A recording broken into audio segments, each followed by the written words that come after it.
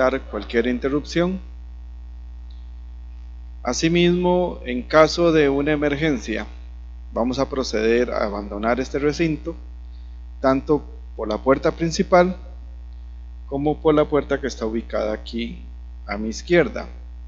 Las dos dan a lo que es el área de parqueo y ahí nos vamos a mantener hasta que se nos dé la orden de volver de nuevo a este salón. Con relación a preguntas, vamos a abrir al final de la charla un espacio para no más de 5 preguntas, en las cuales por favor les pido 2 condiciones. Primero, la persona que tenga una pregunta va a levantar la mano y va a esperar que la compañera se acerque con el micrófono, de manera que las personas que nos están siguiendo por Facebook puedan oír también la pregunta, así como también los que estamos aquí. Igual, la persona que hace la pregunta, por favor, por motivos de tiempo, necesitamos que sea muy concreta.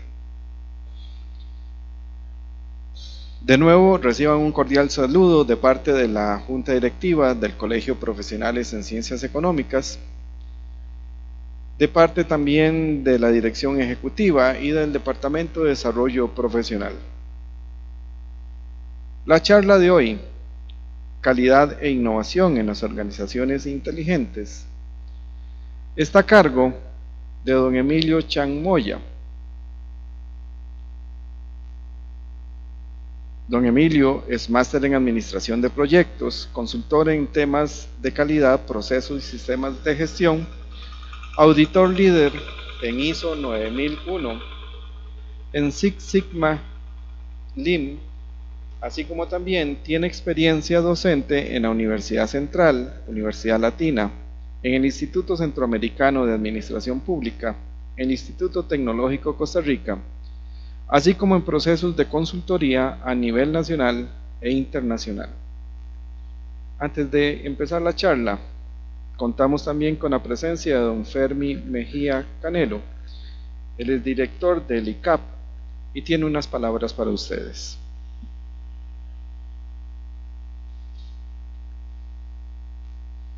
Muchas gracias, don Wilber.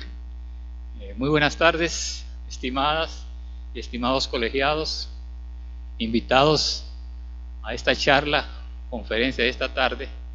Es un honor para nosotros contar con su grata presencia. Antes de dar la palabra a don Emilio, quisiera mencionar algunas acotaciones con respecto a lo que es el Instituto Centroamericano de Administración Pública, ICAP. Seguramente no todos conocen acerca de esta institución y por eso quería hacer un pequeño apartado con respecto a lo que es el instituto. El ICAP es un organismo regional de carácter intergubernamental e internacional con más de 6 décadas de funcionar a nivel del Istmo Centroamericano. Es decir, agrupa a todos los países de la región SICA, el Sistema de Integración Centroamericana. Nos abocamos a lo que es el fortalecimiento del recurso humano de las administraciones públicas centroamericanas y el apoyo a los procesos de integración. Surgimos en el año 1954, es decir, que hoy tenemos 64 años de estar formando funcionarios públicos en la región. Tenemos varias áreas de accionar. Tenemos programas de formación que incluye programas de maestría. Ahí en sus escritorios depositamos una variedad de programas de maestría que funcionan en nuestra institución, y además tenemos un programa doctoral en ciencias empresariales y gestión pública. Tenemos programas de capacitación en distintos campos de la administración pública, cursos cortos, seminarios, talleres. Contamos también con un programa de asistencia técnica que incluye consultorías, asesorías, capacitaciones, programas y proyectos hechos a la medida y dependiendo de las necesidades de las administraciones públicas regionales. Apoyamos también la institucionalidad regional. Tenemos programas de formación continua, también con cursos cortos, talleres, seminarios, conferencias y también cursos que se imparten presencialmente y en línea también. Tenemos un programa de investigación que trata de ahondar en los retos para profundizar en el análisis de los retos y nuevas tendencias de las administraciones públicas, no solo a nivel regional, sino las tendencias a nivel mundial. También contamos con un programa editorial, tenemos una revista que se publica cada 6 meses, 2 veces por año. Contamos también con un boletín mensual en donde se divulgan todas las actividades que promueve la institución y también somos parte del foro de la función pública a nivel regional, es decir, somos la secretaría de toda la carrera administrativa del servicio civil a nivel de la región, entre otras actividades que realizamos. Pero sí estamos enfocados a todo lo que son las nuevas tendencias de lo que es la competitividad y la gestión del conocimiento. Parte de la charla que hoy va a impartirnos el máster Emilio Chan, precisamente trata de un tema tan relevante como es el tema de la calidad y la innovación en las organizaciones inteligentes. En el mundo de hoy hablamos de organizaciones inteligentes y la calidad es un elemento sustancial que forma parte de la nueva tendencia de las organizaciones que hoy se califican como inteligentes y que pueden aprender de lo que sería ofrecer servicios de calidad que son valorados por la ciudadanía. De manera que es importante todo lo que vamos a ver hoy en el contexto de la charla de don Emilio. También quisiera mencionar de que todos los programas que tenemos en el ICAP, mediante un convenio con el Colegio de Profesionales en Ciencias Económicas de Costa Rica, los colegiados y colegiadas tienen oportunidad de recibir descuentos en nuestros programas. De manera que ahí le hemos dejado en sus escritorios una gama de opciones que tenemos desde maestría en gerencia de proyectos, gerencia de calidad, políticas sociales, emprendedurismo, gestión de compras públicas, entre otras, para que ustedes puedan observar, además de los programas de especialización que tenemos en nuestra institución. Somos una institución que está al servicio de las administraciones públicas centroamericana, el proceso de integración, y también colaboramos con las organizaciones no gubernamentales y organizaciones privadas.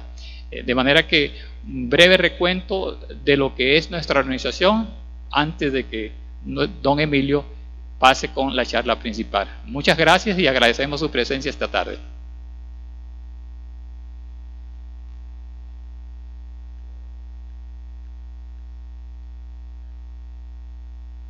Bueno, muy buenas noches a todos y a todas. Muchísimas gracias por estar acá. Definitivamente uno sabe el esfuerzo que se hace después de una larga jornada de trabajo, tras de eso venir a una charla para ¿cómo se llama?, a escuchar a una persona hablando de algún tema. Siempre es difícil, siempre es cansado y les agradezco muchísimo el esfuerzo. Como decía don Wilber, la idea es, si tienen alguna duda, vamos a tratar de dar un espacio al final de la charla, pero si durante la conversación hay algún comentario o algo adicional que ustedes quieran intervenir, por favor, siéntanse también en la libertad para hacerlo, porque, bueno, en estas cosas es mejor no quedarse con muchas dudas e irlas aclarando. Como les decía don Fremi, para el Instituto Centroamericano de Administración Pública, el ICAP, es un placer tenerlos a todos ustedes acá y tratar de conversar un poquito sobre varios temas. Nos vamos a enfocar el día de hoy mucho sobre los que son los conceptos de calidad e innovación. Calidad e innovación son de esas palabras que utilizamos con muchísima frecuencia hablamos muchísimo sobre lo que es calidad, hablamos muchísimo sobre lo que es innovación, pero a veces en la misma organización no maneja bien cuáles son los términos, o no hemos logrado generar un consenso dentro de la institución para saber qué es lo que definimos nosotros como calidad y qué definimos como innovación. Y entonces cada una de las personas que forman la institución tienen un concepto que más o menos van parecido, pero ¿qué llega a pasar? Cuando sumamos todos esos conceptos encontramos muchas diferencias y al final no sabemos en sí qué quiere decir calidad y no sabemos qué quiere decir innovación. Y más ahora en un contexto donde las organizaciones y el mercado nos implican o nos exigen que nos mantengamos siempre innovando y siempre haciendo esa lectura del mercado. Ahí cualquier cosita, si se baja un poco el volumen, me dicen para irme acomodando esto, para ir aprendiendo un poquito la modulación utilizando el micrófono. ¿Cuál es el punto? En estos momentos la sociedad vive un cambio muy fuerte de toda la forma en la que se han constituido las organizaciones. ¿Por qué? Porque nosotros todavía la forma y la manera en la cual hemos construido las organizaciones, la hemos hecho basado en ciertos paradigmas, en ciertos pilares que vienen desde la revolución industrial y que le han dado muchísima fuerza a cómo se trabajamos en las organizaciones. En esta revolución industrial ya se dice que como sociedad estamos viviendo la cuarta revolución industrial. La primera revolución industrial se dio con la máquina a vapor. Por primera vez el ser humano hizo que un objeto inanimado hiciera trabajo en su nombre. Viene la segunda revolución industrial con Henry Ford, la producción en serie de las cosas, y de repente entonces empezaron a salir conceptos como lo que es la especialización del trabajo, las líneas de producción y ¿cómo se llama? Las células, y dividir las organizaciones en células. Antes de ese momento, en una organización todos podíamos hacer de cualquier cosa y se trabajaba mucho de forma artesanal, lo que se le conoce como forma artesanal. Llega con la especialización, revolución industrial, segunda, y dicen, bueno, usted se dedica solo a hacer esto, y usted se dedica solo a hacer esto, y usted se dedica solo a hacer esto. Y entonces empezamos a agarrar un proceso completo, complejo, y lo empezamos a subdividir en pequeñas partes y, ¿cómo se llama? Estandarizamos las cosas. No solo eso permeó en la organización, en su estructura, sino también en el tipo de procesos y productos y servicios que las organizaciones le ofrecían al público. Y entonces nace el concepto de one size fits all. Esta es la olla que le vendemos. Mire, pero es que yo quiero una más pequeña. Esta es la olla, y si le gusta, qué dicha, y si no le gusta, qué pena. Pero esta es la única olla que se vende. Este es el color de camisa, este es el color de pantalón, este es el tamaño de la casa. Y había una frase de Henry Ford muy, ¿cómo se llama? Muy emblemática del momento, que decía: nosotros vendemos vehículos de cualquier color, mientras negro. Entonces, ¿qué se da ahí? Bueno, se da una especialización, listo. 1980 se habla de lo que es la tercera revolución industrial, cuando empezamos a automatizar procesos. Ya los objetos inanimados empiezan a volverse animados y empiezan a sustituir mucho del trabajo que, ¿cómo se llama? Ya se había especializado lo suficiente para que una máquina lo pueda hacer en su lugar. ¿Okay? Empiezan a generarse lo que en su momento se llaman las organizaciones inteligentes. Se utiliza esa palabra inteligente, pero a mí no me gusta mucho el concepto. ¿Cuántos de acá tienen un teléfono inteligente? Casi que prácticamente decimos todos. Pero el teléfono toma decisiones por sí mismo, aprende, cambia. Entonces los conceptos de inteligencia no están. El teléfono sigue siendo un objeto lógico. Se programa para que haga ciertas cosas, y en función de las cosas que yo le diga que haga, actúa. Entonces, las organizaciones pasan similar. Empezamos a hablar de que las programamos de una manera lógica: si pasa esto, haga esto; si pasa esto otro, haga esto otro. Y empiezan a nacer mucho los conceptos de paradigmas. Y ahora estamos, ya de años para acá, se habla de que ya estamos terminando la tercera revolución industrial y empieza la cuarta revolución industrial, que es ya, ahora sí, sistemas inteligentes. Ahora sí, sistemas que a través del procesamiento de la información que se ha capturado a través de lo que son sensores, bases de datos y un montón de cosas, empiezan a tomar decisiones por sí mismos. Nacen los conceptos de Internet of Things, el Internet de las cosas. Salen conceptos como Machine Learning, lo que es el aprendizaje de las máquinas, para empezar a tomar ciertas decisiones y demás. ¿Qué produce este cambio también con el mercado? Empezamos nosotros, como consumidores, a también exigir que ese concepto de one size fit all a mí ya no me interesa. Ya eso de que es que esta es la única olla que nosotros tenemos con este tamaño y si le sirve muy bien, ya el cliente empieza a entender que y si no me sirve, la compro en Amazon. Si no la sirve, la mando a traer. Si no me sirve, la fabrico con una máquina, con una impresora 3D. Si no me sirve, voy donde ahora un artesano para que haga lo que exactamente yo necesito. Y entonces pone esto en juego mucho de cómo las organizaciones se han estado organizando, porque nosotros estamos organizados o acostumbrados ¿a qué?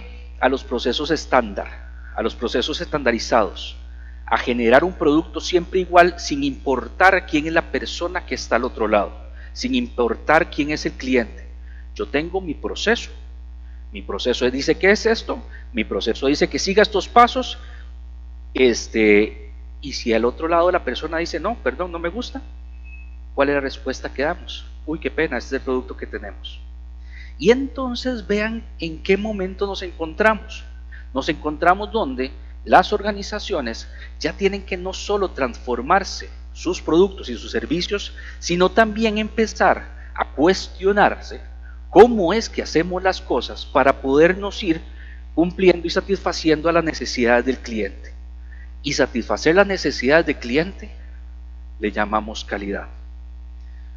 Entonces, y esas necesidades van variando y vamos entendiendo cada día que las necesidades del cliente hoy son distintas a las necesidades del cliente el día de ayer y van a ser distintas a las necesidades del cliente el día de mañana.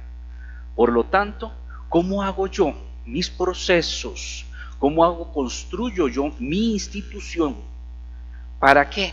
Para que constantemente esté escuchando a los clientes, esté escuchando al mercado, esté escuchando a los competidores, viendo esas señales y transformándose y reinventándose. ¿Para qué? Para satisfacer esa calidad de clientes. Y empiezan a caerse los famosos paradigmas. ¿Quién podría acá definirme qué es un paradigma? ¿Qué es un paradigma? Otra de esas palabras que, igual que calidad e innovación, todos más o menos tenemos el concepto, pero pocas veces lo estandarizamos. ¿Qué es? Para aquí, ¿quién me dice que es un paradigma? Veo a don Carlos con ganas de participar.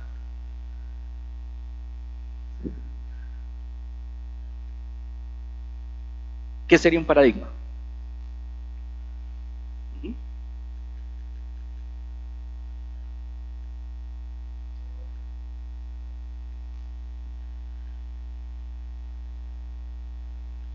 Correcto. Perfecto. Para los que no escucharon tal vez a don Carlos, y tiene toda la razón, habla de palabras importantes, status quo, es romper ciertas cosas. Hay una historia que yo he escuchado varias veces. Es absolutamente mentira, pero me encanta contarla porque, ¿cómo se llama? Ejemplifica muchísimo qué es un paradigma. Cuentan una historia que un grupo en los 70s, un grupo de científicos meten en un cuarto a 5 monos. En el centro del cuarto ponen una escalera. Arriba de la escalera ponen un racimo de bananos. ¿Qué hacen los monos al ver bananos? Van para arriba. Los científicos empiezan a agarrar una manguera y empiezan a mojar a todos los 4 monos que no subieron. Entonces, cada vez que un mono iba para arriba, mojábamos a los 4 que se quedaban abajo. ¿Qué pasó después de un tiempo? ¿Qué creen que pasó después de un tiempo? Los monos que se quedaban abajo dijeron que veían que alguien iba a subir, decía, híjole, si este se suben me mojan. Así que, venga para abajo. Después de un tiempo, ya ningún mono trataba de subirse. Los científicos dejan de mojar a los monos, toman la decisión de dejar de mojar, y aún ahí nadie subía. No terminaría el experimento. En su momento sacan a uno de los monos y meten a un mono que nunca habían mojado. ¿Qué hizo el mono nuevo? Vio los bananos y voy para arriba. ¿Qué hicieron los otros 4 monos? No, señor, venga para abajo. Después de un tiempo, ese mono que nunca había sido mojado dejó de intentar subir. Sacan a otro mono de los originales y meten a otro mono nuevo. Tampoco nunca lo habían mojado. ¿Qué fue lo que hizo cuando vio los bananos? Voy para arriba. ¿Qué hicieron los 3 originales? No, señor. Pero lo interesante no fue lo que hicieron los 3. ¿Qué hizo? ¿Qué creen que hizo el 4? Al que nunca habían mojado. Se unió a lo que estaban haciendo los otros 3. Y los 4 dijeron, vengan para abajo. Siguen cambiando a los monos hasta que en algún momento habían 5 monos que nunca habían sido mojados. Y en ese momento meten a un mono nuevo dentro de la jaula. ¿Qué hizo el mono nuevo? Tratar de subir. ¿Qué hicieron los 5 monos que nunca habían sido mojados? Bajarlo. Si nosotros pudiéramos preguntarle a uno de esos monos, ¿por qué lo estamos bajando? ¿Qué creen que sería la respuesta? Yo no sé, pero aquí siempre lo hemos hecho de esta manera. Entonces, si eso les resulta familiar en las organizaciones, ese es uno de esos paradigmas que se han perpetuado dentro de la organización. Yo no sé por qué lo hacemos de esta manera, pero siempre lo hemos manejado así. Son de esos paradigmas que hacen que la misma organización no tenga ese empuje, ese fuelle para poder adaptarse y cambiar. Y aquí es donde entra otro de los paradigmas que hemos hablado. Siempre hemos dicho que los procesos de calidad es garantizar especificaciones, y esa es la definición. Yo hago calidad cuando hago la especificación el cumplimiento de la especificación de las cosas. Si duro tanto tiempo, si el producto mide tanto, si pesa tanto, si tiene estas características, estoy entonces dentro de una buena calidad. Pero olvidamos en muchos momentos que la calidad no solo es el cumplimiento de las especificaciones, es la satisfacción que el cliente tiene cuando recibe mi producto o mi proceso. Cuando cuestionamos dentro de nuestras organizaciones si el producto o servicio que damos satisface las necesidades de mi cliente. ¿Hace cuánto no lo hacemos? O esa descripción del producto se ha convertido en un paradigma para nosotros y decimos, este es el producto que hacemos y por lo tanto al cliente le tiene que gustar, y si no le gusta, qué pena. Ahí es donde entonces entran los cuestionamientos para decir, ¿puedo sobrevivir en un entorno tan cambiante? ¿Puedo sobrevivir como organización en un entorno donde el mercado cambia y se ajusta cada cierto tiempo, haciendo los mismos productos y teniendo los mismos procesos y siguiendo la misma estructura? Pues ahí es donde entonces empezamos a hablar de las organizaciones inteligentes, aquellas organizaciones que pueden leer ese mercado, que pueden leer esos cambios del entorno y tratar de adaptarse a lo interno y aprender de lo que ha estado pasando. Y aquí empiezan a generarse algunos conceptos que es muy importante que los manejemos. El concepto de colono y el concepto de pionero. es un colono? ¿Cómo podríamos definir a un colono?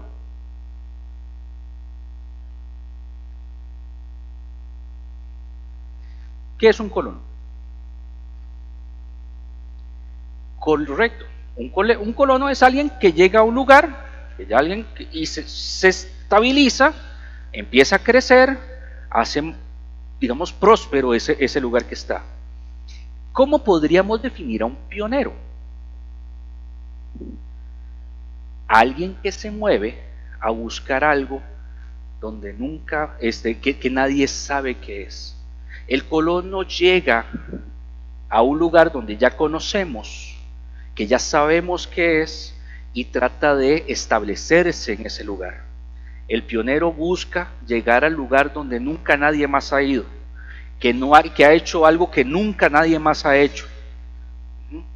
Y esto son características que hay que tener que empezar a analizar dentro de mi organización. Mi organización, ¿qué busca? Caminar los pasos que ya otros han caminado, porque es el camino más seguro, pero siempre voy a estar detrás de, o quiero ser pionero y caminar hacia donde nunca nadie ha caminado, por donde caminar los caminos, valga la redundancia, que nunca nadie ha caminado, y tratar de descubrir cosas que nunca he descubierto. Y aquí no hay, lo interesante de esto es que no hay una respuesta buena, ni hay una respuesta mala. O sea, puedo yo ser para ciertas cosas pionero, para ciertas otras puedo ser colono. Y aquí es importante que yo como organización determine qué tanto es mi nivel de pionero o de colono que puedo tener y para qué lo puedo hacer. Y esto es escucharse y entenderse a la organización y entender qué es lo que yo realmente quiero con ella, qué es lo que yo busco en mi organización. Porque hay características distintas. Una organización que es colona para temas de apetito de riesgo, alguien que es colono tiene un apetito de riesgo bajo. ¿Qué llamamos apetito de riesgo? ¿Qué tanto me la quiero jugar? ¿Qué tanto puedo yo arriesgar en tal proceso? ¿Cuánta plata puedo meter en esto sin saber cuál es el resultado? ¿Qué tantos proyectos grandes quiero yo meterme y saber sin saber si voy a tener rédito de ellos? El pionero tiene un apetito de riesgo alto. Me la juego. Vamos a ver qué pasa. El costo de I más D más I, investigación más desarrollo más innovación. Usualmente una empresa que es colona invierte poco en la investigación, invierte poco en el desarrollo de nuevos productos, invierte poco en el desarrollo de nuevos servicios, no innova muchísimo, prefiere ver cuál es la estrategia que están utilizando otros para traerla e implementarla dentro de la organización. Esperan ver cómo hago qué producto está haciendo la competencia para traerlo e implementarlo. El pionero mucha de la inversión que vaya a realizar o mucho del presupuesto con el que maneja, lo va a hacer en investigación, en desarrollo e innovación. Y aquí veamos nosotros como país, tratemos de entendernos un poquito como nación. Siempre hemos hablado de que Costa Rica es un país cafetalero.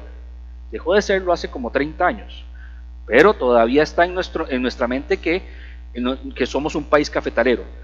Nuestra sociedad se basó en el crecimiento del café.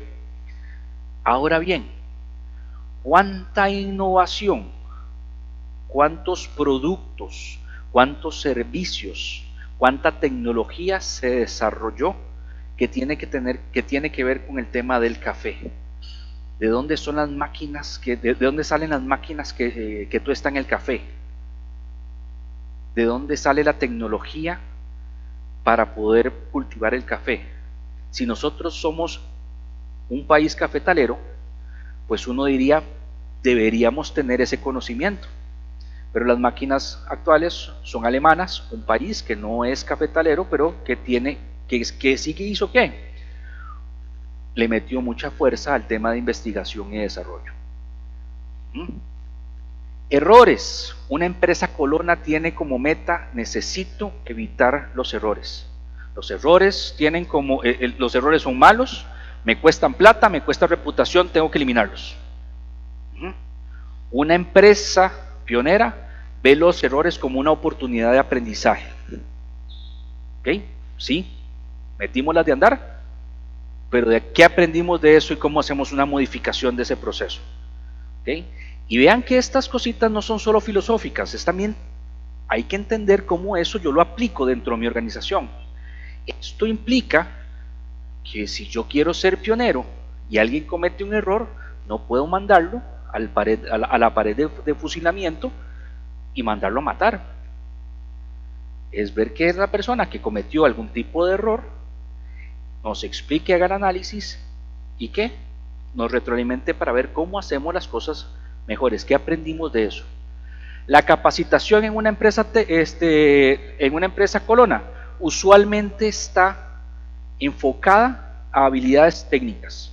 Habilidades técnicas, hard skills. ¿Cómo hago yo para producir más? ¿Cómo hago yo para reducir costos? ¿Cómo hago yo para mejorar mis procesos?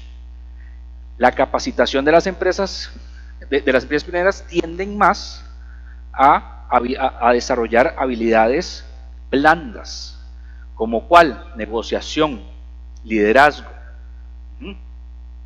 aprendizaje, cómo hacemos los procesos de lecciones aprendidas y cómo esas lecciones aprendidas van a afectar a mi organización.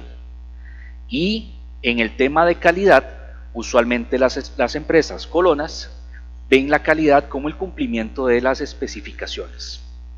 Siempre hemos hecho este puntero, y este puntero tiene que tener color gris abajo, tiene que tener color gris negro arriba, tiene que prenderse la luz verde, tiene que ser un círculo, tiene que apuntar, tiene que hacer esto. La empresa pionera, más bien, en vez de enfocarse tanto en el tema de especificaciones, se trata de enfocar al tema de necesidades. ¿Qué está necesitando mi mercado? ¿Qué está necesitando la gente a la cual yo le puedo vender productos y servicios? Acá los separo como si fueran absolutamente contrarias unas de otras, pero lo hago para poder marcarles diferencias. Pero todas nuestras organizaciones no son absolutamente aquí, ni son absolutamente acá. Lo que tengo que tener es ese balance para entender cómo es mi organización y poder transformarla según las necesidades que yo quiero ir teniendo. ¿Okay? Entonces, uno de los puntos en los cuales se ha estado trabajando muchísimo para poder construir un tema de aspiración o un tema de cómo se llama, de entender el entorno, es a través de una técnica que se le conoce como indagación apreciativa. En indagación apreciativa, además de los procesos normales de administración, tratan de darle un pequeño vuelta, un pequeño giro a cómo usualmente tratamos nosotros de hacer la planificación de las organizaciones. Y empieza a querer no sustituir, sino complementar las herramientas que hemos utilizado todos en lo que es los procesos administrativos. Uno de los principales puntos que vemos en la indagación apreciativa es cómo hacemos nosotros como organizaciones para hacer la planificación estratégica. ¿Cómo hacemos nosotros para poder construir el plan estratégico que vamos a estar generando? Y aquí, usualmente, vamos a hacer un pequeño ejercicio de planificación estratégica. Cuando nosotros hablamos de plan estratégico, ¿cuál es la primera herramienta que se nos viene a la cabeza? Usualmente. Vamos a ver si con algunas pistas.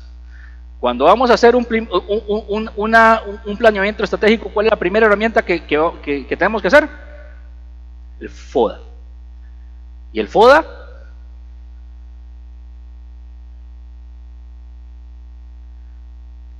nos habla de las fortalezas, las oportunidades, las debilidades y las amenazas. ¿Cómo hacemos un FODA?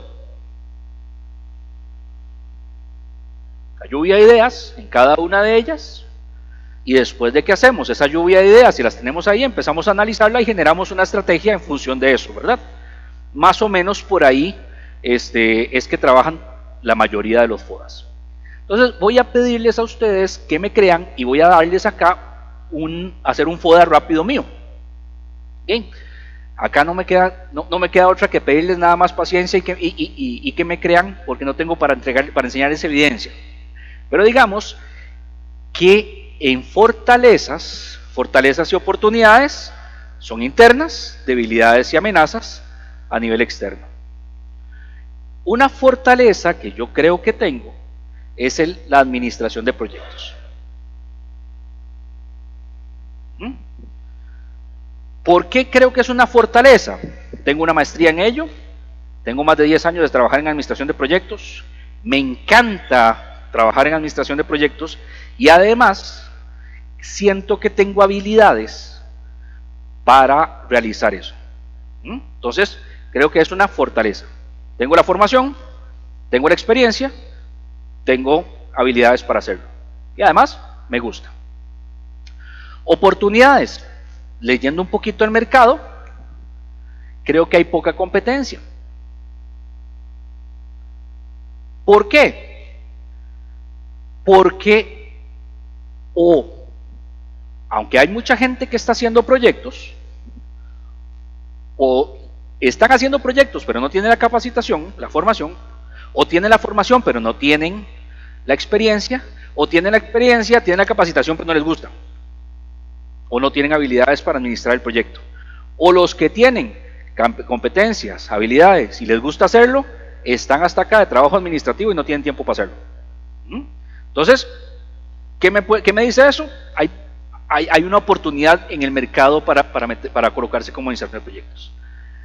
Debilidades, no sé si escucharon ahí, pero mi apellido es Chang, de ascendencia china, pero no hablo absolutamente nada de chino, y yo creo que es un mercado que ¿cómo se llama? Muy atractivo para administración de proyectos y para negocios en total, y como no hablo no hablo mandarín, pues estoy afuera. Otra debilidad, los costos. Soy malísimo para la contabilidad, pésimo para contabilidad, y es que hay una particularidad en mí: odio la contabilidad, la detesto. O sea, no tengo cómo decirles lo que no me gusta el tema de contabilidad. Además de que no me gusta, de que lo odio, soy malísimo para eso. Entonces, esa es una debilidad mía. Una amenaza. ¿Cuál creen que puede ser una amenaza? Teniendo esa debilidad tan marcada, el tema de los presupuestos de los proyectos. Puedo subestimar los proyectos. Si tuviera una empresa, además, que todos los años tengo que hacer algo para ellos, y por lo tanto en algún momento me va a salir mal, y hacerle mal un informe a Hacienda, que puede representar, dicen que una multilla. Entonces, si este es mi FODA, ¿cuál serían? ¿Qué estrategia me dirían ustedes que debería hacer? ¿Qué acción debería tomar? ¿Qué me recomienda usted viendo este FODA? Que empiece a aprender mandarín,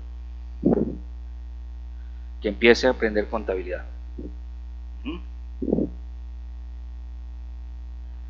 que contrate un buen contador, que aprende acá y que, bueno, por aquí tenemos tal vez que contrate un contador, tengo que la capacitación. Vean, así rapidísimamente y para no quitarle mucho tiempo, esto es lo que nos pasa muchas veces dentro de las organizaciones. ¿A dónde se enfocaron todas las estrategias y los planes y las acciones? ¿A resolver qué? A resolver las debilidades. ¿Qué pasa si yo tomo esos dinámicas y vean que normalmente esto es lo que pasa? Siempre monto mi FODA y hacia dónde está la mayor cantidad de las actividades que tengo que hacer. Chupulum, a resolver las debilidades, a atacar esas debilidades. Digamos que sigo los pasos. Yo soy un creyente de que, bueno, y no me gusta, vamos a meternos en la parte de contabilidad, vamos a estudiar. Y me voy y me estudio 3 años de contabilidad. También soy un creyente de que uno no debería quedarse solo en la parte teórica, debería tener la parte práctica. Entonces, me voy a trabajar un par de años como contador. ¿Cómo se imaginan a ustedes a Emilio Chan dentro de 5 años, después de haber estudiado 3 años de contabilidad, he ido a trabajar como contador durante 2 años? Frustración. Puede ser que exista la posibilidad de que le saque el amor a la contabilidad y que de repente me fascine, pero con la descripción que yo les di del tema de contabilidad, ¿qué creen que vaya a pasar? Más que nada, empiezo a generar frustración, y las organizaciones y la frustración en las personas, no se nos olvide que las organizaciones están formadas por personas. Si las personas están frustradas, ¿qué le va a pasar a la organización? Esa frustración va a permear dentro de la organización. Y no solo vean esto, dentro de 5 años, ¿cómo estuvo mi oportunidad? Probablemente la perdí. Y además, 5 años de dejar de haber hecho administración de proyectos y de haberme mantenido actualizado en administración de proyectos, ¿qué le hizo a mi fortaleza? Probablemente la perdí. Entonces, ¿qué es el tema? Muchas veces cuando empezamos a hacer la planificación estratégica, que es ese mapa hacia donde quiero llegar, hacia donde quiero construir, hacia donde quiero ir, nos resulta que nos anclamos más en esta parte que en esta otra. Nuestra organización enfocó todos sus recursos y todo su esfuerzo en tratar de salir de acá en vez de explotar esta parte. Ahora bien, lo dijo el compañero, vean la diferencia entre estas dos cosas. Una les dije, la odio, y otra les dije, me gustaría tenerla. Y es que aquí hay un punto interesante. Una cosa, y aquí es donde entra el concepto de indagación apreciativa, que nos trata de incorporar al famoso FODA, que es importante hacerlo porque no puedo descuidar el inventario de mis debilidades y de mis amenazas, pero le incorpora 2 variables más. Lo voy a poner acá, una A y una R. Una A se habla de transformar el FODA en el FOAR. FODA, fortaleza, oportunidades, debilidades y amenazas, y el FOAR, fortalezas y oportunidades, pero complementalo con aspiraciones y resultados. ¿Qué diferencia hay entre mi interés por el costo, por aprender costos, y mi interés por el mandarín? No los manejo ninguno de los dos son malos, soy malo en ambos, pero hay uno al que yo aspiro tener, hay uno que yo aspiro ser. Hay un concepto de aspiracional, una visión a futuro, una visión de donde yo no lo tengo, pero sí quisiera llegar a tenerlo. Y ahí entonces, y además tenemos tema de R, que es resultados. ¿Cómo mido yo de forma cuantitativa o cualitativa si estoy acercándome a ese aspiracional que tengo o no? Y entonces esto le da un giro también a la organización, porque entonces nos podemos hacer la pregunta: ¿estamos caminando el camino que queremos caminar o estamos caminando el camino que no quisiéramos caminar? ¿Estoy gastando recursos, tiempo y esfuerzo en lo que no quiero hacer y estoy descuidando y no le estoy asignando recursos, tiempo y esfuerzo a donde sí quisiera tener, que me puede fortalecer las oportunidades, impulsar las oportunidades de las fortalezas que ya tengo? Si yo aprendiera mandarín en un mundo ideal y teniendo la fortaleza de la administración, no solo se me abre el mercado latinoamericano o hispanohablante para administrar proyectos, se me abre un mercado asiático gigantesco para poder desarrollar eso. Pero si yo entonces nada más meto el esfuerzo acá, ¿qué hago? Pierdo mucho del recurso y pierdo mucho de ese fuelle y ese empuje que puedo tener para construir. Entonces la indagación apreciativa lo que busca es eso: indagar porque es hacer preguntas, y apreciar porque lo hacemos para hacer la construcción en positivo. ¿Qué no tengo, pero sí quiero tener? Y esto sí lo tengo que tener, y ojo, no estoy diciendo sustituimos esto tenemos que tenerlo porque tenemos que prepararnos para esto, pero sí tenemos que estar construyendo también en función de la aspiración que estamos teniendo. Y se habla en el concepto de indagación apreciativa, es centrarte en las cosas que tenemos la oportunidad de hacer bien y empecemos a ver cómo hacemos que las cosas que no podemos hacer bien, trabajarlas de otra forma. Ya sabemos todos, y esto ha sido mucho de nuestra Biblia, que las organizaciones tienen necesidades infinitas, pero recursos limitados, recursos finitos. Entonces, los recursos que nos es tan difícil sacar, ¿cómo hacemos para poderlos enfocar en las cosas que realmente somos bien y podemos a trabajarlas? Y entonces, hablamos de que la historia de las organizaciones es una realidad que siempre se está escribiendo. ¿Por quién? Por todos los miembros de la organización, rompiendo un poquito ese paradigma de decir solo el líder de la organización es el que construye la realidad de la organización. Nosotros tenemos un efecto definitivamente sobre ello, y no se trata solo de un problema a estarlo resolviendo. Los cambios empiezan mucho en las imágenes de las personas tienen del futuro. Si yo me concentro solo en esto, en la parte de los costos, en ese ejemplo que les estaba dando, ¿cuál va a ser el futuro que me espera? Probablemente un futuro que está basado simplemente en una visión de cómo hago para eliminar la debilidad que son costos. Pero si yo baso la construcción de mi futuro en mis fortalezas, oportunidades y aspiraciones, ¿qué me genera eso? También un tema de ilusión, un tema de deseo, de cómo hago yo para construir y llegar a eso que estamos teniendo. ¿Okay?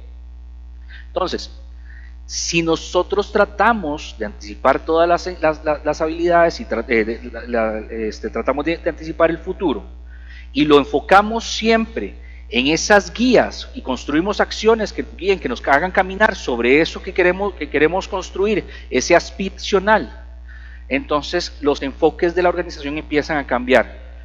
¿Cuántos no hemos pensado en que nos motivaría más si la estrategia apuntara a lo que aspiramos llegar a tener, en vez de simplemente hacer estrategias muy defensivas?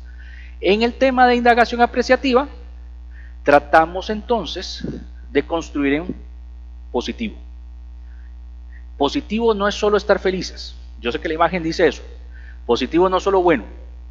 No solo que todos estemos contentos y que todos los días seamos todos los mejores amigos y de la oficina todos nos vamos a tomar café.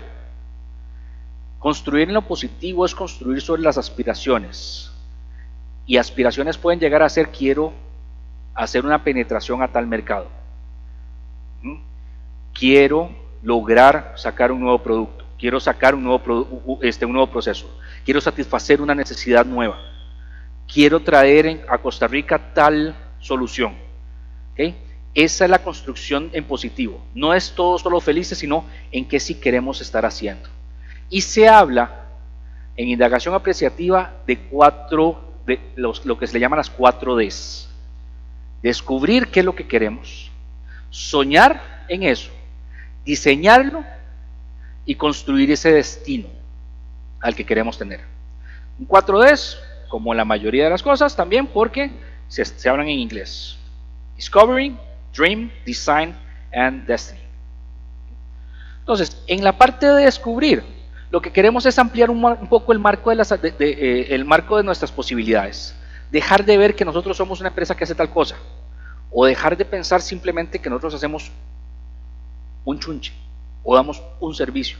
Es tratar de decir cuáles son el potencial que tenemos, y para esto implica varias cosas. Implica dejar de ver solo las especificaciones de los productos y empezar a entender dos cosas muy importantes: las competencias y habilidades que tienen los colaboradores de la empresa y las necesidades que tiene el mercado al que yo aspiro llegar a tener. ¿Okay? ¿Por qué nos centramos mucho en esto? Porque también tengo que tener un poco de un concepto de realidad. Puedo aspirar a ciertas cosas, pero si no tengo las competencias, o dentro de la organización no existen las habilidades y competencias para hacerlo, tengo que tomar decisiones. O las traigo y las adopto, o me voy a tratar de generar aspiraciones que sean posibles, porque acuérdense que una aspiración tiene que tener resultados, tiene que tener un alineamiento de resultados. Y entonces, una vez que ampliamos nuestras posibilidades, empezamos a descubrir qué oportunidades y qué aspiraciones tenemos, dónde están esos huecos del mercado donde podríamos meternos, dónde está la gente que tenemos nosotros, cuántos dentro de las organizaciones decimos, tenemos a 2 o 3 personas en esta organización que son un cerebro, son impresionantes, son buenísimos, hombres o mujeres, que son geniales, le generan unas ideas. Si nosotros pudiéramos potenciar eso y darle un poquito de habilidades a esa parte, ¿cuántas aspiraciones no podríamos llegar a tener? ¿Cuántos sueños no podríamos llegar a generar? El éxito depende también de leer el mundo a nuestro alrededor. Cuando empezamos a ver esto, también tenemos que no solo vernos internos, sino también ver afuera. Y ver afuera implica no solo entender qué es lo que están haciendo mis competidores, sino saber por dónde van la tecnología y las necesidades, porque en muchos de estos casos salen productos que son sustitutivos a mi producto o a mi servicio. ¿Hace cuánto tiempo los taxistas pensaban que su único competidor eran los piratas? Y de repente, ¿qué vino? La competencia se convirtió en la población, los mismos usuarios. ¿Cuál usuario? El que tuviera un carro con tales características.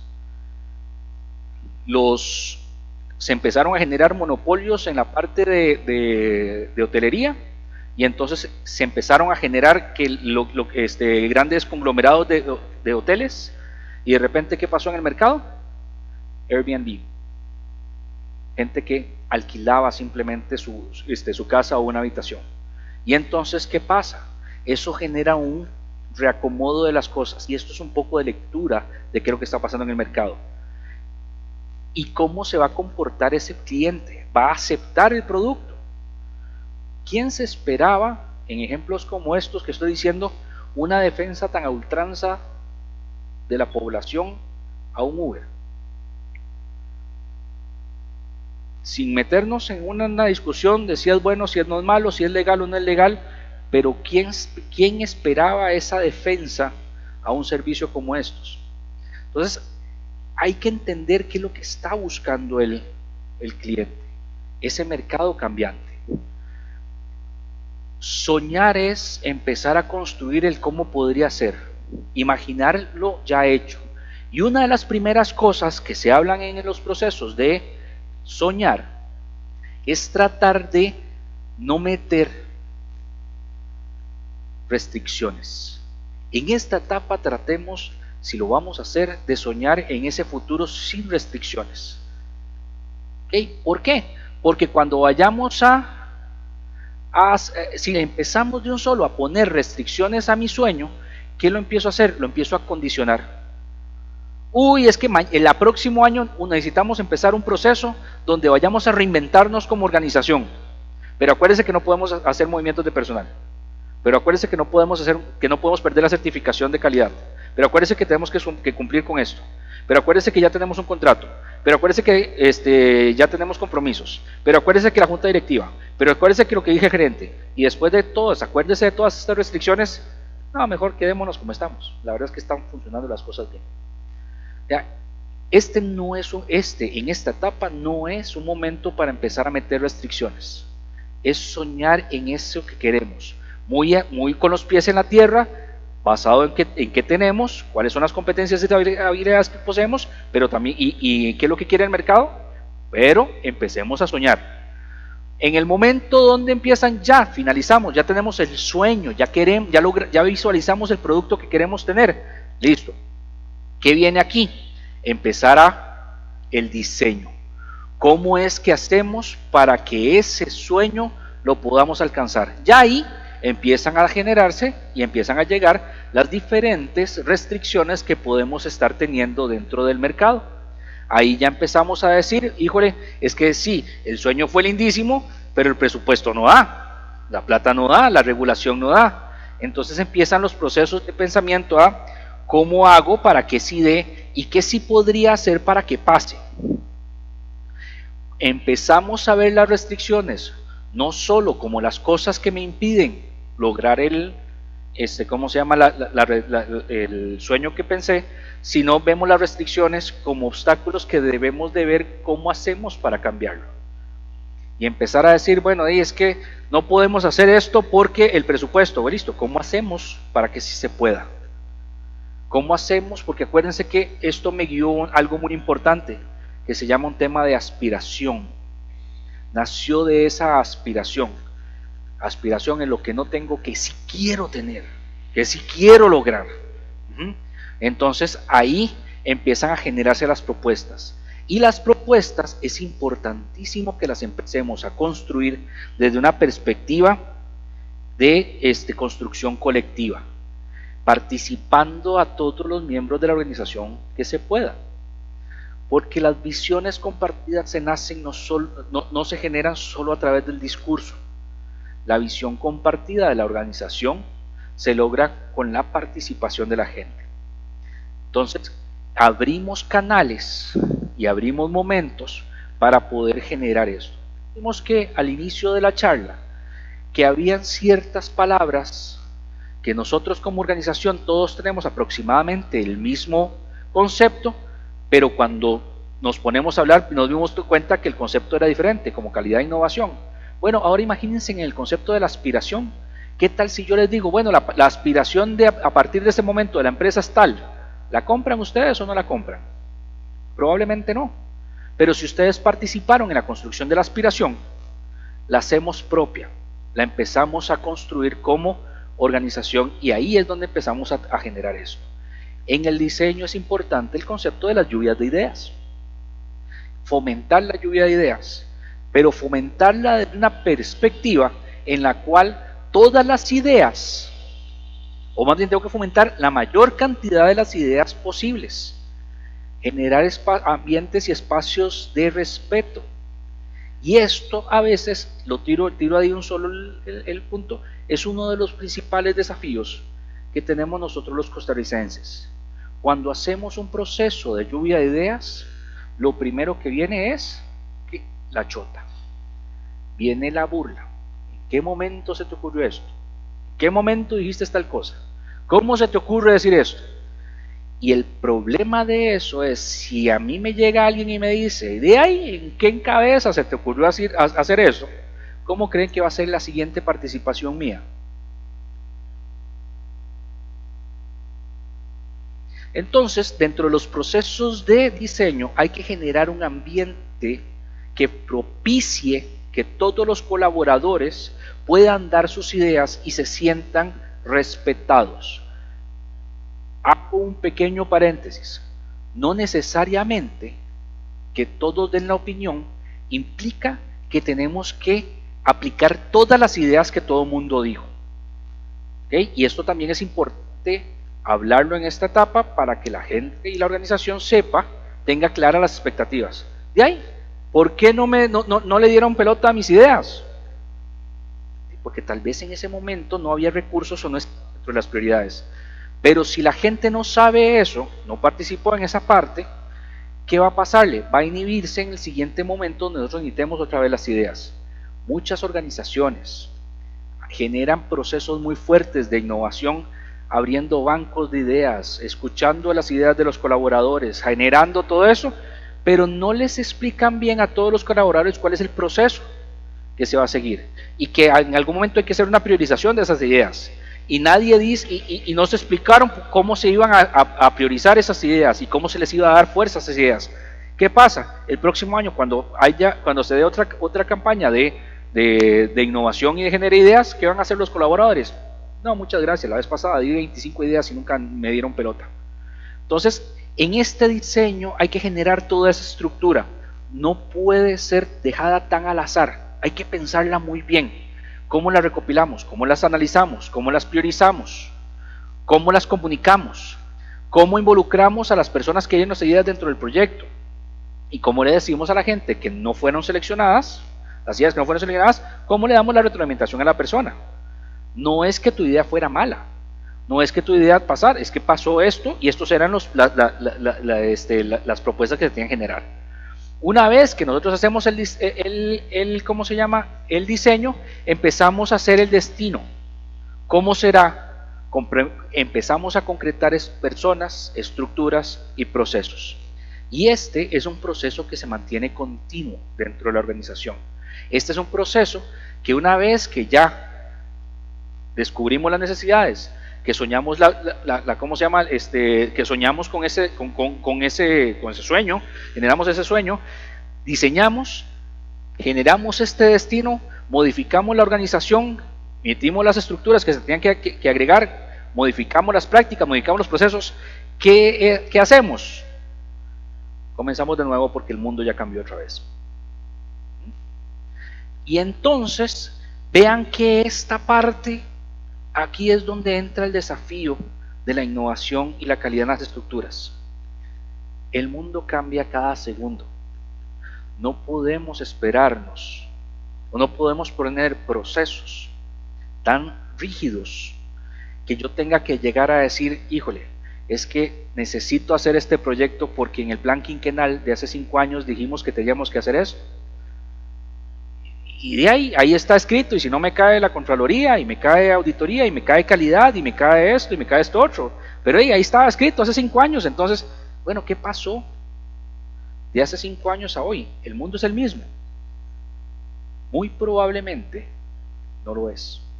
Muy probablemente la competencia hizo que los procesos hayan cambiado, se hayan dado. Entonces estos son ciclos que tienen que ser continuos, tienen que ser dinámicos, tienen que ser flexibles. ¿Qué pasa si hoy generamos un sueño y mañana salió un invento tecnológico que revolucionó al mundo? ¿Tengo que seguir el camino del sueño o puedo adaptar mi sueño a lo que a lo que tengo? Y aquí no estoy haciendo un detrimento de los procesos de los sistemas de gestión de calidad. No pueden, tenemos que tener las cosas documentadas, tenemos que tener evidentemente las especificaciones claras, tenemos que tener los procesos y las estructuras claras. La palabra de roles y responsabilidades dentro de la organización tiene que ser absolutamente transparente y nítida, pero no puedo partir del supuesto de que yo monto mi proceso hoy y va a ser el mismo por los próximos años. No puedo partir del supuesto de genero mi producto hoy y va a tener que ser inamovible por los próximos 20 años, porque la realidad del mercado me dice otra cosa, porque la realidad de las personas, de lo que está pasando en el mundo, me dice que necesito estar haciendo esa, ¿cómo se llama? Esa adaptación. Y dentro de los procesos de innovación, es importante que también manejemos dos conceptos que usualmente ¿cómo se llama? Se confunden, se toman como sinónimos, pero que no necesariamente son lo mismo. Un concepto es creatividad y otro concepto es innovación. Creatividad es aquel momento donde la chispa creativa de cada uno de cada uno de nosotros se levanta. Se nos generan ideas. Pero una vez que pasan por ese proceso de ideas, puede que en la creatividad yo sea feliz simplemente con eso. Es un proceso artístico donde genere yo las ideas. La innovación sí nace de una chispa creativa, pero tiene que solucionar una problemática. La innovación, a diferencia de la creatividad, tiene que tener un objetivo después. Yo en la parte de creatividad puedo crear un cuadro y el cuadro luego lo puedo interpretar y está excelente. En la innovación yo tengo que hacer los procesos creativos en función de la resolución de una problemática o para generar un algo que ya sé qué es. Y esas diferencias son importantísimas que las tengamos claras, porque aquí vamos a tener que jugar con los dos procesos. Vamos a tener que jugar con la creatividad, evidentemente, y vamos a tener que jugar con el tema de la innovación. ¿Okay? ¿Cómo vamos hasta acá? ¿Dudas, consultas, traumas? Todavía no. Okay. En los procesos, vean que entonces el desafío es importante y ese desafío es muy grande. Y las respuestas, como les estaba diciendo al principio, muchas veces nosotros buscamos la respuesta en otras organizaciones, en otras metodologías, en otras, dinámicas. Mire, es que necesito instalar el sistema JBQ porque a tal empresa le funciona y tengo que traérmela para acá. Ese es el estándar. Mira, es que necesito traer la metodología tal porque en otro país así se hace. Pero ¿cuántas veces nos empezamos a entender nosotros y nos lo llevamos voy a traerla y aquí la tropicalizo y aquí la adapto a mis necesidades? Otra vez, ¿cuántas veces no hemos diseñado nosotros mismos nuestras soluciones? Al igual que en el ejemplo que les estaba diciendo de la tecnología del café. ¿Quién es el más experto en tu organización en el mundo si no son ustedes? ¿Quiénes deberíamos ser los que hacemos las soluciones de nuestras organizaciones si no son ustedes? Sí, somos un sistema abierto, tengo que escuchar, tengo que leer, tengo que aprender, pero al final la solución la tengo que empezar a construir yo mismo para mi organización, porque solo yo manejo cuáles son mis fortalezas, solo yo manejo cuáles son mis oportunidades, cuáles son nuestras aspiraciones, haciéndolo no solo mi aspiración, sino nuestra aspiración como organización y cómo vamos a medir esos resultados. Y entonces, ya por diseño, la empresa va a cambiar y se va a adaptar al entorno. Y ahí es donde empieza a adquirir conocimiento, aprendizaje y a tomar decisiones en función de ese aprendizaje. Y ahora sí, dejamos de ser una empresa lógica, programada para hacer A si pasó B, y nos convertimos en una empresa inteligente que logra tomar decisiones en función de sus experiencias y su aprendizaje. ¿Okay? Hasta es la charla que les tenía preparados. Tengo muchas más filminas ahí que se las voy a hacer llegar a don Wilbert para que ustedes las tengan a disposición. Las paso en PowerPoint. El conocimiento es abierto para que ustedes en cualquier caso puedan hacer la puedan utilizar, y más bien abro el espacio de preguntas o comentarios en el caso de que alguno lo tenga. Entonces,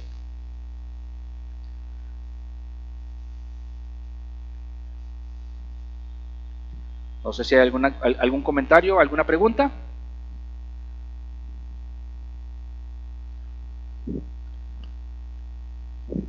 Mi consulta es la siguiente. Digamos, yo trabajo en una empresa de seguros, ¿verdad?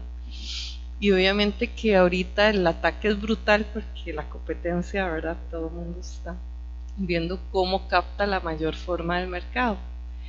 Por ejemplo, en el INS, ¿verdad? El proceso ha sido muy lento de cambio, obviamente porque es una empresa de muchos años, pero el tema de la competencia que viene con tanta innovación, ideas, ellos vienen con la parte, me gustó mucho del pionero, ¿verdad? Correcto. Entonces ya vienen con ideas modernas y todo ese tema. ¿Cómo una estructura tan grande puede abocarse a un cambio radical de tantos años, ¿verdad?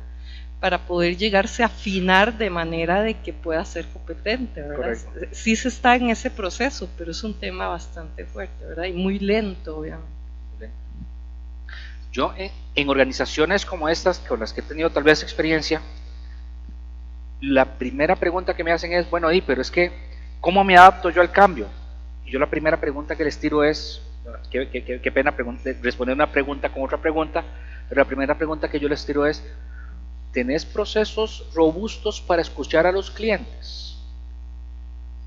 O sea, para saber cuáles son las necesidades del mercado.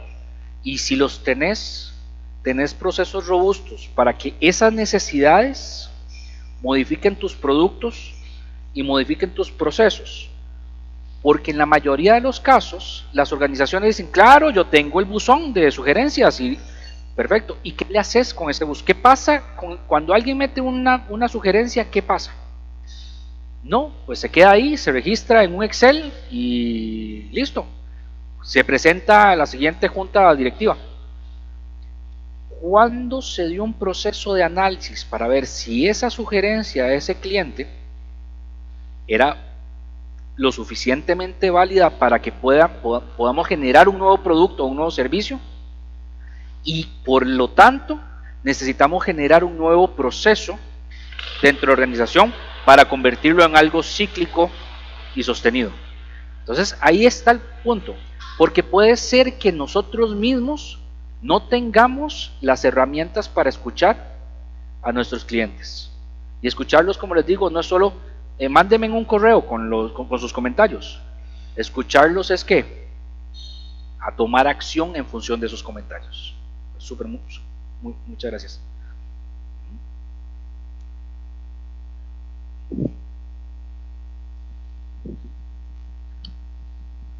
Gracias.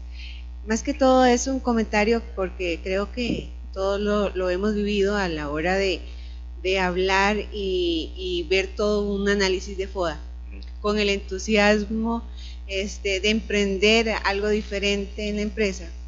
Este tipo de análisis todo a la hora de presentarlo, usualmente a las juntas directivas o gerencias generales, lo que nos dicen es que es un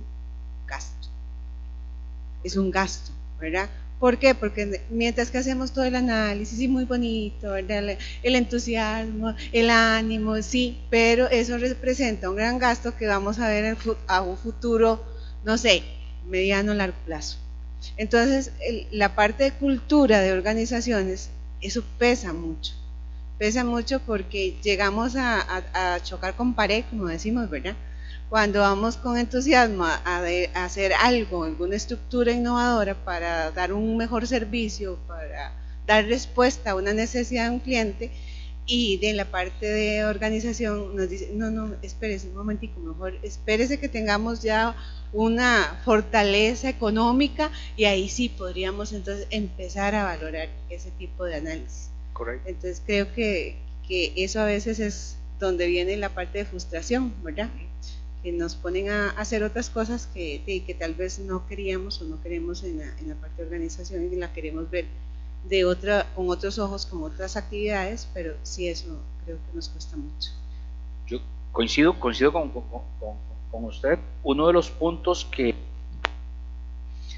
puntos más difíciles en lo que son los cambios organizacionales se dan a la hora de poder hacer la transformación cultural de la organización. ¿Por qué? En lo particular, yo conozco 3 formas en las cuales se cambia una cultura. No conozco otras. La primera, en Hiroshima y Nagasaki cayó una bomba atómica que hizo el cambio cultural de una organización, de un país, a costa de la pérdida de muchas vidas. La segunda es un encuentro cercano con la muerte. Yo voy a seguir mandando mensajes de WhatsApp mientras manejo hasta que me lleve un muy buen susto o haga una desgracia. No es un sustito, no es, uy, pegué porque ya ha pasado. Hasta que ya me vuelve a un buen susto, una desgracia, no voy a dejar de mandar textos por teléfono. Y la otra es con persistencia, constancia y manteniéndome firme en esa y disciplina en esa decisión. Son las 3 formas que yo conozco para hacer un cambio cultural. Hay 2 que son muy dolorosas. Hay otra que no lo es tanto, pero requiere esfuerzo. Y para eso requiero convencimiento de por qué estoy haciendo el cambio. Y es que muchas veces en las organizaciones cambio por cambiar o adapto una metodología por adaptarla. Primero necesito hacer una toma de conciencia en la organización de que estoy haciendo este cambio porque realmente lo necesito, porque Kodak nunca pensó que iba a desaparecer, porque Nokia nunca pensó que la iban a comprar, y un montón de ejemplos más, y generar esa toma de conciencia de por qué voy a hacer el cambio, por qué realmente lo necesito, y si ya estoy convencido de eso, es más fácil el tema del cambio a través de constancia y disciplina. Si no, es muy difícil, y esto es parte del discurso que hay que llevar a la misma organización, porque esto no cambia de arriba para abajo. Para que haya un cambio cultural, ¿qué tiene que cambiar? 360. Todos tenemos que hacer esa modificación y tomar esa conciencia, pero sí, súper importante.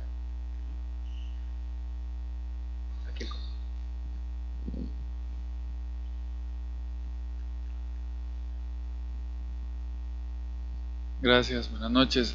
Don Emilio, precisamente esto que usted acaba de decir, ¿cómo no llegar en una organización, más cuando se trata de servicios, a esos extremos, ¿verdad? Para tomar el cambio?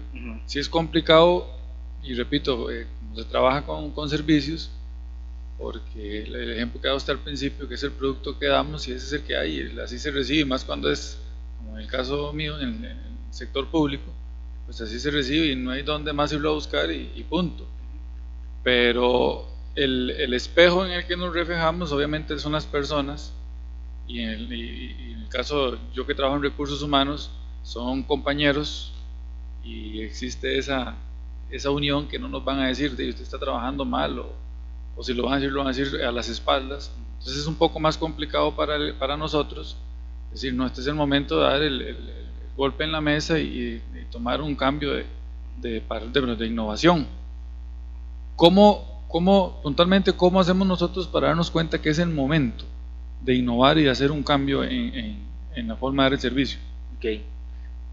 La respuesta de cuándo es el momento para hacer un cambio, te lo diría con gusto. Siempre tenemos, el cambio es un continuo. Siempre debemos estar cambiando. Para darnos cuenta de por dónde y por qué, vuelvo a la respuesta que estaba dando. ¿Qué tantos procesos tenemos nosotros de escucha? ¿De qué tanto realmente nosotros estamos escuchando las necesidades del cliente externo o el cliente interno? ¿Cuándo abrimos ese espacio? ¿Y cómo construimos ese espacio con respeto?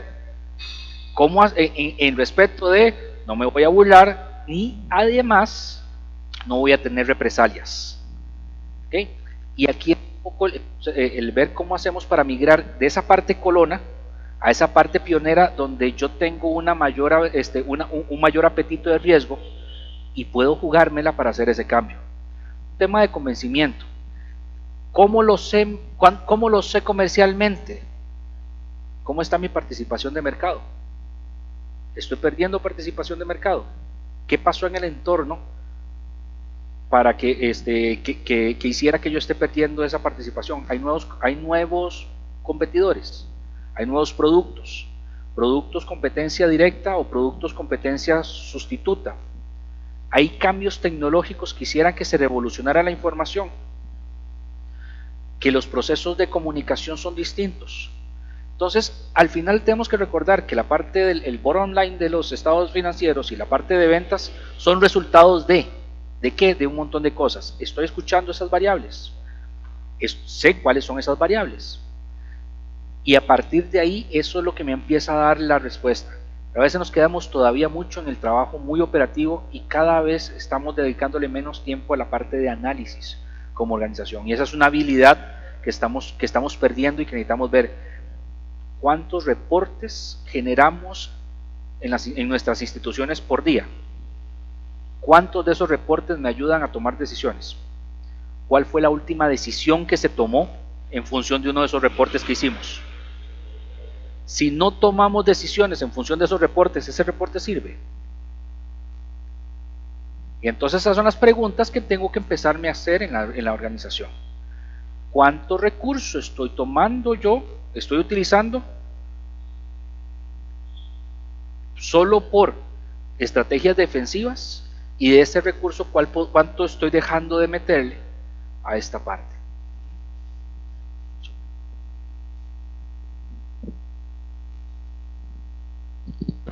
No sé si hay alguna otra pregunta. ¿Comentarios?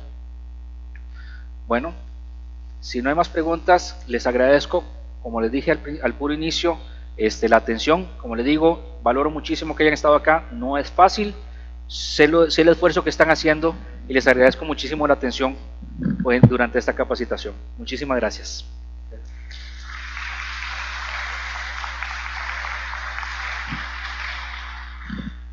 Muchas gracias, don Emilio. Agradecerles a todos la participación. Recordarles que a partir del próximo mes las inscripciones se hacen a través del MICPCSR y el boletín saldría la próxima semana con las nuevas actividades para que por favor estén registrados y se anoten a los nuevos reglamentos. Muchas gracias y pueden pasar por el refrigerio,